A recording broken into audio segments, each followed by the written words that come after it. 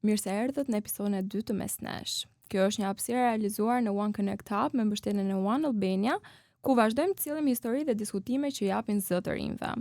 Në episodin e kaluar folëm për të rinjt NEET dhe sfidat me të cilin përballen. Sot do ta shohim këtë realitet nga një këmbështrim tjetër, përmes historisë së një të riu që e ka jetuar vetë këtë realitet. Si është të ndjesh i bllokuar pa punë, pa arsim dhe pa një drejtim të qartë? Si gjendet forca për të bërë hapin e parë për një moment të tillë dhe çfarë ndryshon kur t'jepet një mundësi reale?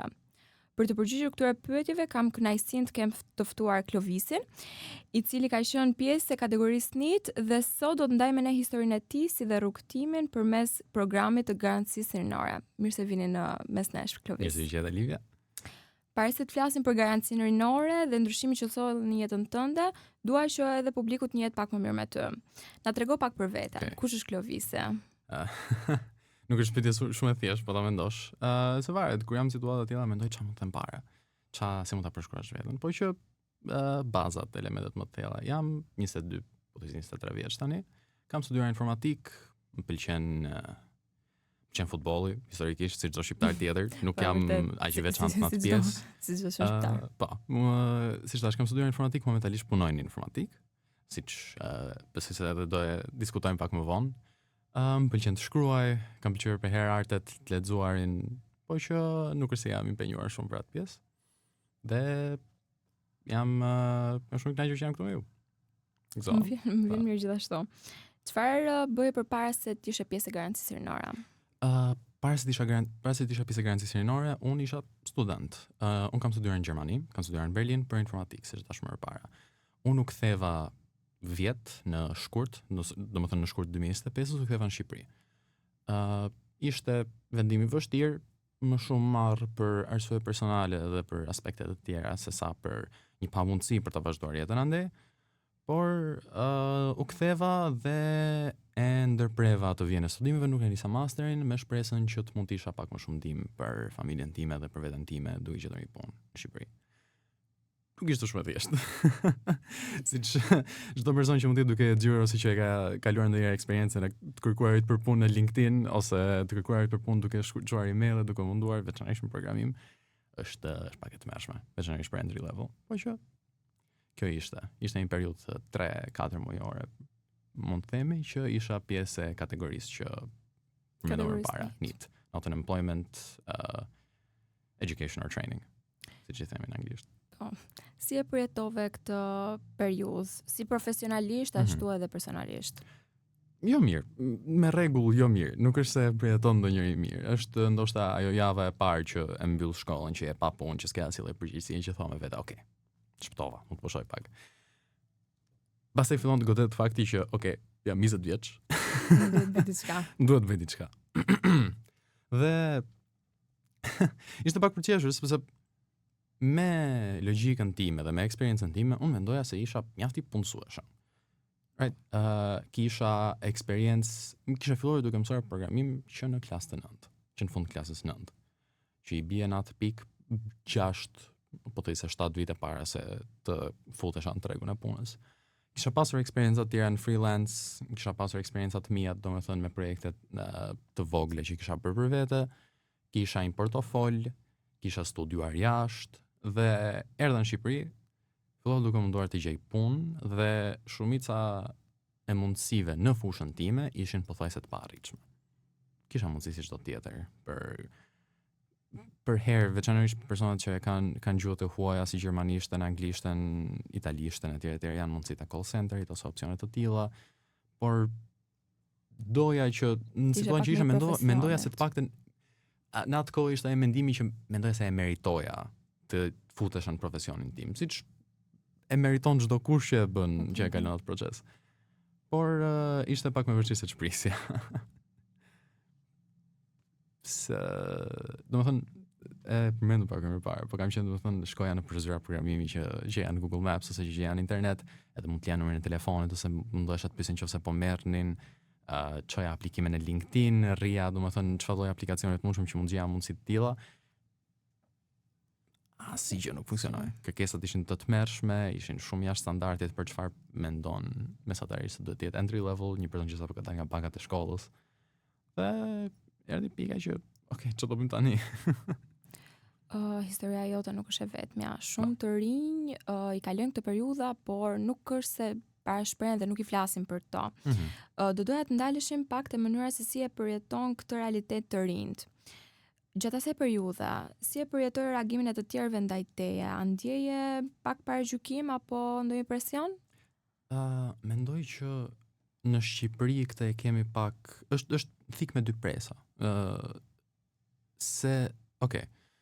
Nga njëra anë për ne është shumë më normale që fëmijët të rrinë me familjen, me prindërit e tyre deri relativisht vonë, veçanërisht shumë vonë për duke krahasuar me Europën.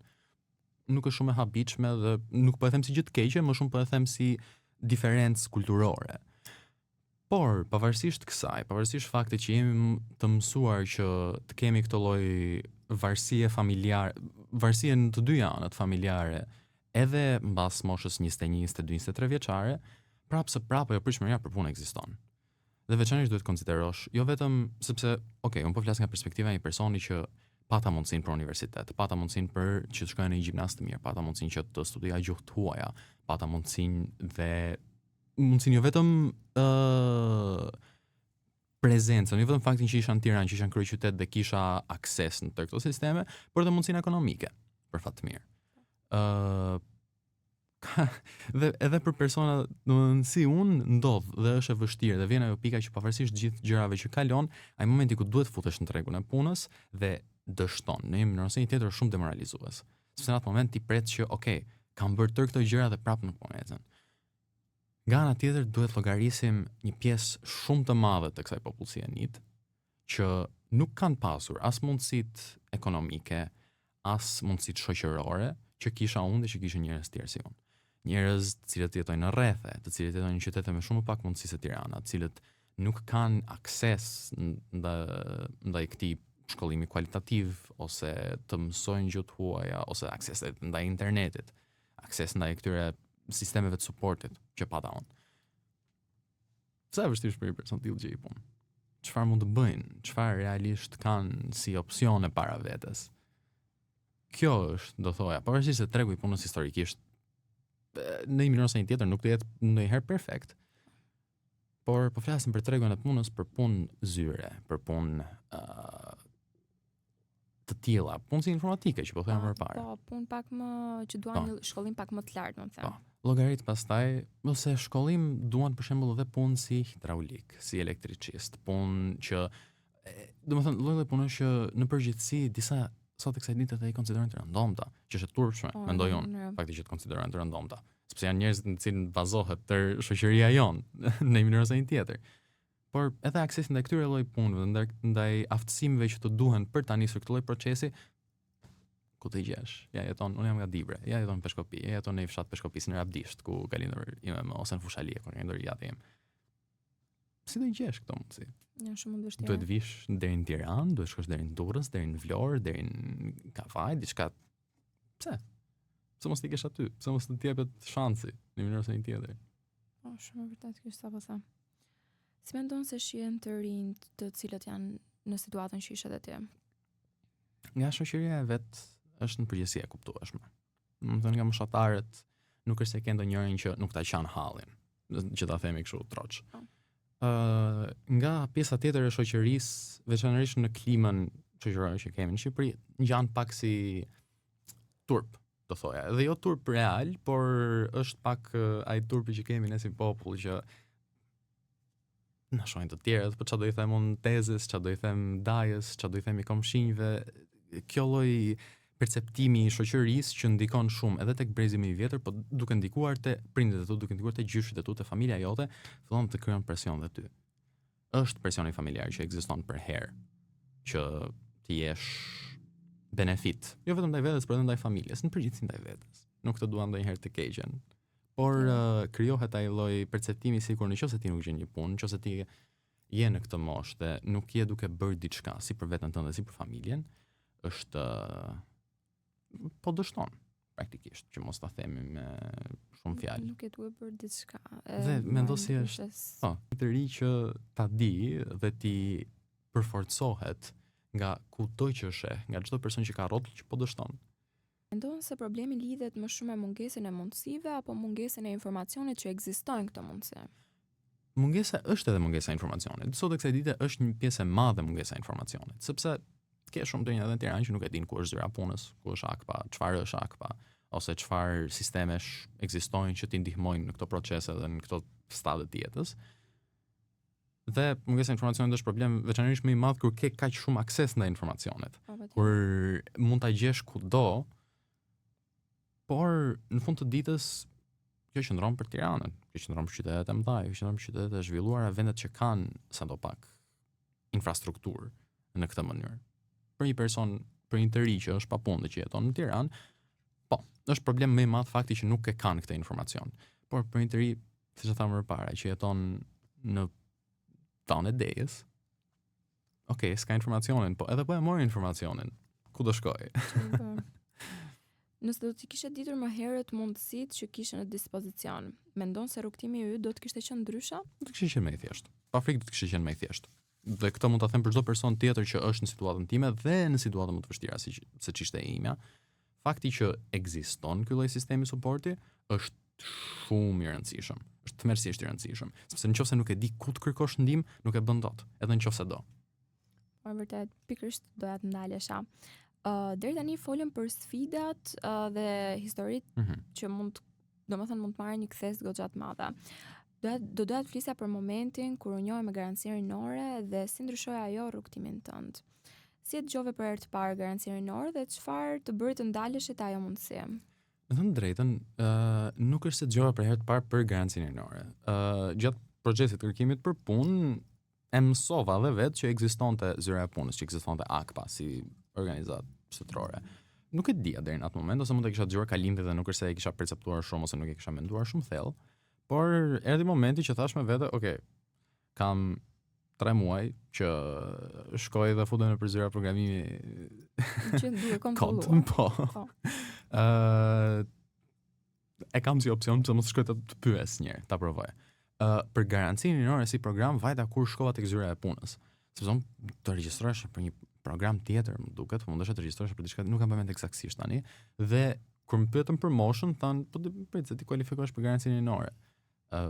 Grup mosha që kualifikohet për të, besoj detajet e tjera do futemi pak më vonë, për grup mosha është 15 deri 29 vjeç, që në qoftë se shkon dhe nuk je as i punësuar, as në arsim dhe as në edukim profesional, kualifikohesh për garancinë rinore. Në çfarë do lloj periudhe të kësaj grup moshe. Dhe më thanë aty, thash, okay, nuk e di çfarë është në momentin, por nëse më bën punë. Do të thënë kjo të bindi të aplikoja, të shikoja, do të thënë pse do ta provoj dhe këtë si mundësi? Po. Do të thënë ishte diçka për zyrat e punës dëgjova dhe nga zyrat e punës kur vajta aty, ai ishte momenti që e dëgjova garancinë rinore dhe në fund të ditës thash, okay, çfarë më kushton? Po, vërtet. Objektivisht. Si ishte përvoja jote gjatë procesit të aplikimit dhe më pas? Procesi i aplikimit është relativisht i thjeshtë. Sepse ideja, mënyra se funksionon është që kur shkon pa informacionet e përgjithshme. Detajet personale, po flasim për moshën, po flasim për çfarë edukimi ke dhe gjitha këto, dhe më pas edhe interesat, ose më saktë ku do të fokusohesh. Në qoftë se po kërkon për punë, në qoftë se po kërkon për kualifikim, në qoftë se po kërkon për diçka më teorike ose për një kurs, çfarë do lloj, domethënë çfarë pretendon, si më thon, pavarësisht se fjala nuk tingëllon shumë mirë kur e them kështu. Çfarë kërkesash ke nga kjo situatë dhe bëhen konsultime më vonë. Dhe njëherë duhet tekstuar që rasti im nuk është rasti që do ketë kushdo. Unë kisha kualifikime, kisha eksperiencë, kisha mundësinë që direkt të futesha në fazën që, okay, po flasim me kompani private që kemi në kontakt dhe të shikojmë që se mund të gjejmë një ofertë pune.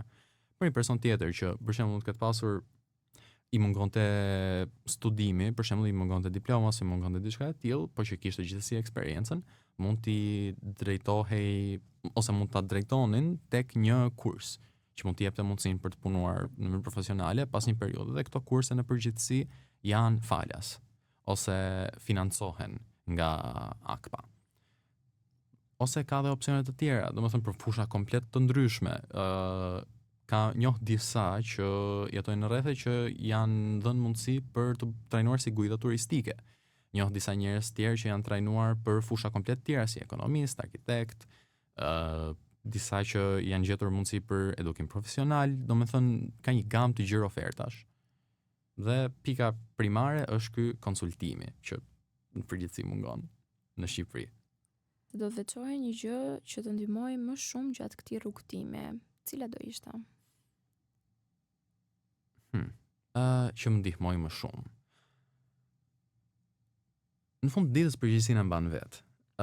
Diçka duhet të theksuar. Garancia rinore quhet garancia rinore sepse tërë ideja është që brenda disa muajsh ata do të garantojnë që një mundësi për të ardhmen tënde do ta japin. Edhe nëse nuk të gjejnë dot atë që kërkoje ose atë që mendoje se të duhej, të ndihmojnë që të çojnë në pikën ku e kupton dhe ke një plan për të ardhmen. Për mua, plani ekzistonte dhe ndihma më e madhe ishte fakti që më ndihmon të navigoj tërë situatën e tregut, tërë situatën e mundësive për punë dhe të më jepnin disa opsione konkrete të cilët ishin të gatshëm për të më dëgjuar dhe për të më dhënë atë shansin që të isha pjesë e tyre.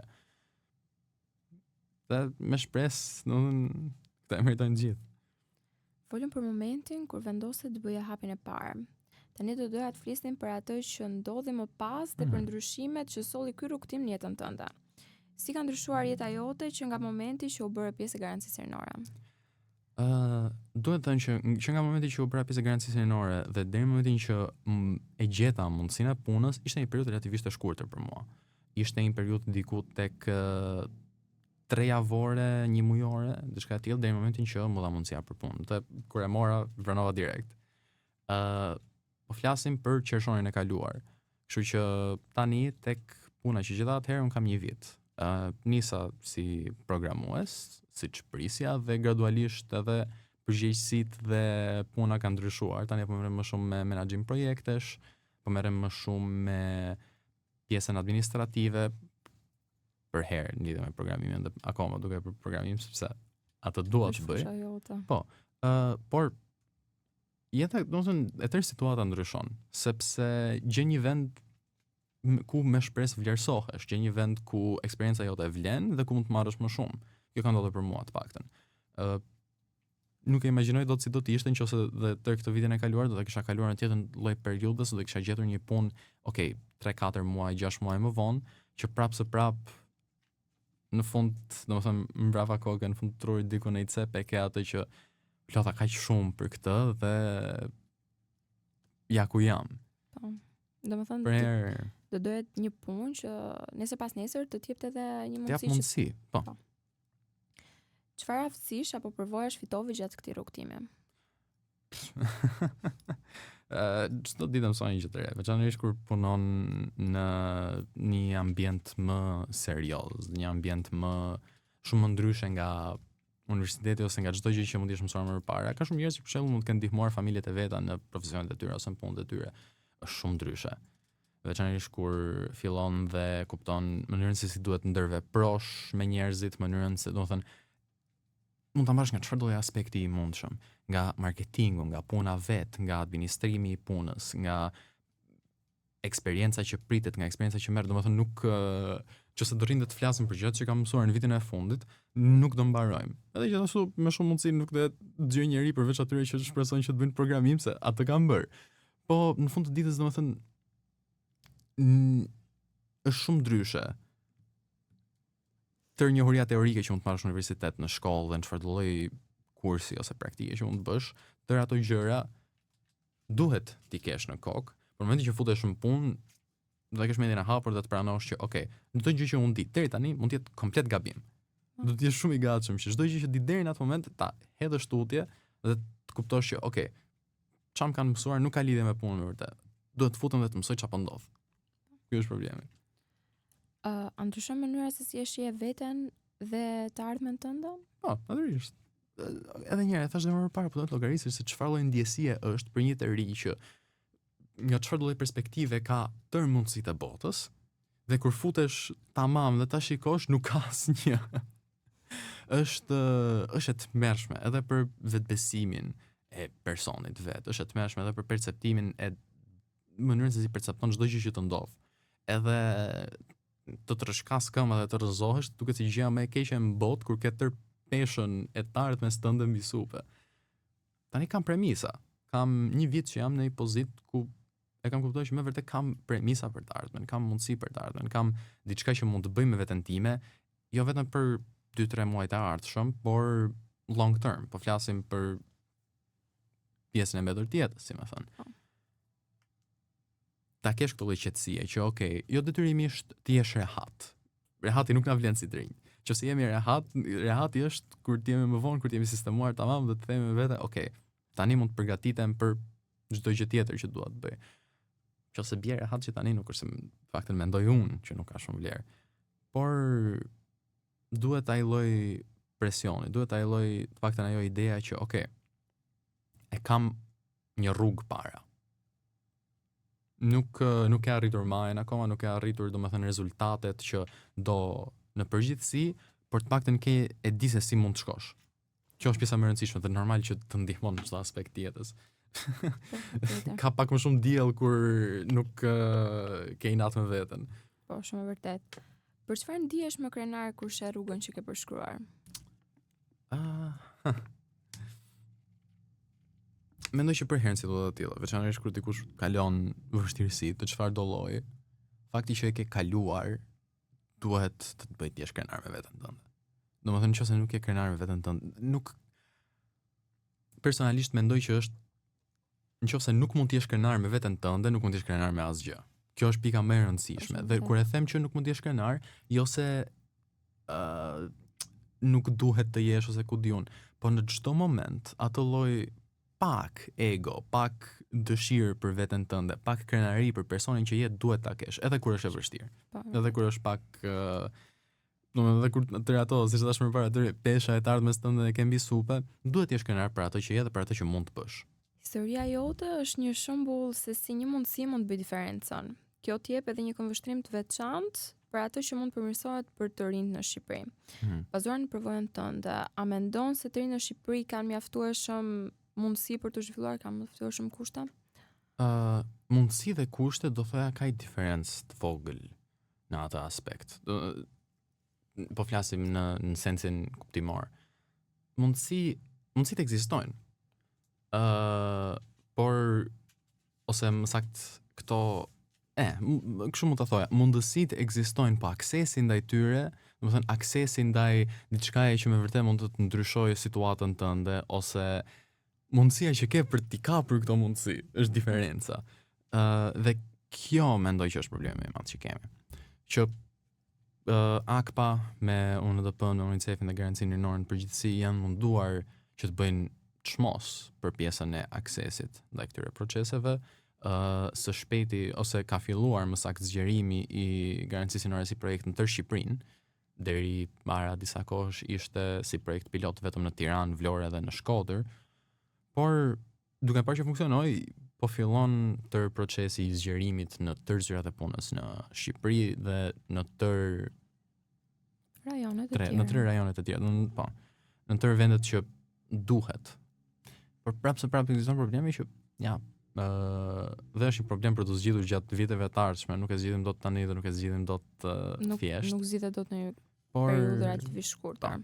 Dhe sepse ke njerëz, ku diun, ke një djalë në malësi të madhe që me vërtet e ka pasion programimin, nuk ka pasur mundësi ta ushtrojë tamam siç duhet ose të mësoj tamam siç duhet, po e ka me vërtet me pasion dhe po t'jepej mundësia që ta niste si kurs ose ta bënte si punë, mund të ishte një më të mirë që ke parë ndonjëherë. Por malësi të madhe nuk është se ka shumë akses, vetëm në vende që mund të kenë kurse programimi mund të jenë Tirana ose Vlora ose qytetet më të mëdha. Domethënë edhe kjo është një urë që duhet ose është një humner që duhet mbyllur në një mënyrë ose një tjetër. Dhe shpresë me kohën do të ndodh, po që kjo është. Më mirë them me avash me hapa të qëndrueshëm. Si e vlerëson rolin e shkollave drejt orientimit në karrierë? Është i rëndësishëm. Për të thënë të vërtetën, kur kam qenë unë në shkollë dhe gjimnaze, nuk është se mbaj mend të kem bërë ndonjëherë një konsultim profesional ose një diskutim me dikë që të shikonim se çfarë premisash kam për të ardhmen, çfarë mund të bëj, çfarë janë opsionet. Më shumë ka qenë thjesht, okay, të shohim e të bëjmë. Nuk e di nëse është ndryshe për njerëz të tjerë, nuk e di. Aktualisht nëpër shkolla, Majsa ka marrë vesh, domethënë. Po. Në shkollat nënvjeçare janë mësuesit e orientimit në karrierë, të cilët të orientojnë le të themi aty ku i shohin, ku ti mund të ecësh përpara, nëpër fushat që ti mund të ecësh përpara, të japin orientimin drejt shkollave profesionale. Kështu që pjesërisht ka ndryshuar gjatë viteve, kështu që është një përmirësim. Po, normalisht. Duhet pak fokus ndaj shkollave profesionale, mendoj. Se e përmendëm më parë sa të rëndësishme janë dhe nuk ka është ai fiksimi që kemi me diplomën në universitetin, me tërë idenë që e mbylli. Dhe të hap disa dyer, por nga ana tjetër, edhe në shumë fusha universiteti nuk të duhet më. Universiteti është për ata që vërtet duan ta ndjekin diçka deri në themelin e vet teorik. Por nëse do të punosh diçka tjetër, nëse do të jesh i vlefshëm për veten dhe për shoqërinë, nuk është detyrim. Po vërtet më tepër aftësohesh me punën që them drejtën unë vetë sepse unë jam te shkolla teknike ekonomike, pra jam në një shkollë profesionale dhe do unë jam e orientuar drejt diçkaja. Kështu që majsa kam parë me gjimnazet e përgjithshme, le të themi janë pak më teorik, kurse ne jemi edhe teorik gjithashtu, pasi duhet. Ne kemi detyruar. Pa tjetër, si janë dhe testet e maturës, por gjithashtu jemi edhe pak më të punës, më të dorës, pra ne atë që ne mësojmë, domethënë, ne ushtrojmë edhe në përfundet e praktikës. Po. Nëse do të kishe mundësinë të ndryshoje një gjë për të ndihmuar të rinj që ndodhen sot në situatën që ishe ti, cila do ishte? Është komplikuar sepse është edhe siç e kemi diskutuar, është problem shumë më i thellë se thjesht një aspekt. Nuk mund ta zgjidhësh dot me një ndryshim të vetëm, me një adjustment, si më thënë. Por gjë më e rëndësishme është, siç e thash më parë, të kesh besim te vetja jote. Edhe garancia rinore, sado që mundson që të rinjt të kenë akses ndaj këtyre gjërave, ndaj këtyre kurseve, ndaj këtyre ofertave për punë, të gjitha këto gjëra, në fund ditës varet nga ty. Nëse ti nuk e ndjek procesin, nëse ti nuk je i gatshëm që edhe të bësh ç'mundesh, të marrësh sa më shumë informacion, të marrësh sa më shumë eksperiencë, të marrësh sa më shumë, domethënë çdo gjë që mund të mbledhësh për veten tënde, nuk do kesh rezultatet më të mira nga ajo. Në fund të ditës e gjitha varet nga ne, varet nga vetë personi që po e ndërmerr këtë lloj procesi, këtë lloj rruge. Çfarë do t'i thoshe një të riu që ndodhet dhe ndihet i bllokuar dhe nuk di nga t'ja nis? Është pak klishe, është pak e thjesht, por shumë shpesh ndihemi, çdo njeri e di diku thell ose ndihet i veçantë, ndihet sikur është unik, dhe në shumë aspekte jemi. Por eksperiencat tona shumë shpesh nuk janë. Dhe kjo nuk është gjë e keqe. Fakti që nuk kemi eksperienca që janë aq unike nuk është problem. Por të mundson të kesh një komunitet. Të mundson të kesh njerëz që e dinë se çfarë po kalon, se çfarë po ndodh. Dhe asnjëri nga këta persona, në çfarë lloj situate të jetë, sado keq që mund të ndihet për veten dhe për vendin ku është, nuk është vetëm. Nuk është duke kaluar këtë lloj gjëje dhe nuk është, ose më sakt, nuk ka nevojë ta kaloj këtë lloj gjëje pa ndihmë. Është e vështirë të kërkosh ndihmë, është e vështirë të çohesh edhe të thuash, okay, ndoshta nuk e bëj dot vetëm, do pak guxim për ta bërë, por duhet ta dinë të gjithë që jo vetëm që ka mundësi për të dalë nga kjo lloj situate, por edhe ka njerëz që mund të ndihmojnë, dhe ka njerëz që i kuptojnë, vërtet. Cili është një gabim që të rinjt duhet të shmangin patjetër kur po kërkojnë punë apo mundësi trajnime? Gabimi më i madh, mendoj, është janë dy. Duhet gjetur një balancë interesante midis të dyjave, sepse e para është të fokusohesh shumë tek çfarë do. Ndonjëherë nuk e dim se çfarë do. Ndonjëherë nuk e dim se çfarë është më e mira për ne. Për herë dim se, okay, dua të jem, do të jem inxhinier, do të jem arkitekt, do të jem programues, do të jem X, Y, por ndoshta nuk e di aq mirë sa duhet, ndoshta nuk e njeh veten aq mirë sa duhet. Nga ana tjetër, disa njerëz tjerë fokusohen shumë tek çfarë mundem të bëj. I vën limite vetes. Thonë, okay, doja shumë të bëja inxhinieri ndërtimi, por nuk mendoj se nuk e di aq mirë matematikën, nuk jam aq mirë me fizikën, nuk i mësoj dot aq mirë, nuk jam gati për universitetin gjëra të tilla. Vendos limite vetes sepse ke frikë që ta shtysh, ke frikë që të provosh për atë që do vërtet dhe pranon diçka për cilën nuk je aq i përshtatshëm, dhe pranon diçka për cilën ndoshta nëse do të ishte dhënë mundësia, nëse do të ishin dhënë opsione zgjedhje, nuk do e kishe zgjedhur kurrë. Duhet të gjesh balancën, duhet të gjesh një lloj fokusi për veten tënde midis asaj që do të bësh dhe asaj që mund ta arrish. Nëse nuk e gjen këtë, okay, për këtë ndihmon konsultimi, për këtë ndihmon tërë ky proces ndihme. Por në qoftë se sakrifikon edhe njërin nga këto, nuk do përfundosh aty ku mund të kishe qenë. Mendoj. Nëse do ktheheshe pas në kohë dhe do takoje veten tënde në atë periudhë kur nuk ishe as në punë, as në arsim, as në trajnim, pra ishe një nit. Çfarë do t'i thoshe atij momenti? Ka më keq. Jo, po talëm. Është interesante sepse edhe në atë periudhë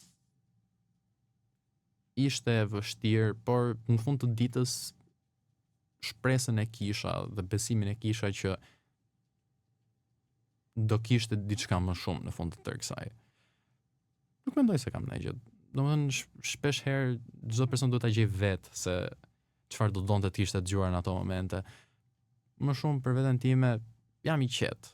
Jam krenar me personin që isha, jam krenar me personin që kam tani dhe nuk kam ndonjë gjë për të shtuar, sepse edhe personi që isha atëherë dinte mjaft mirë që ka mundësi për më shumë, ka kapacitet për më shumë dhe do të arrijë diçka për veten e tij, në një pikë ose një tjetër.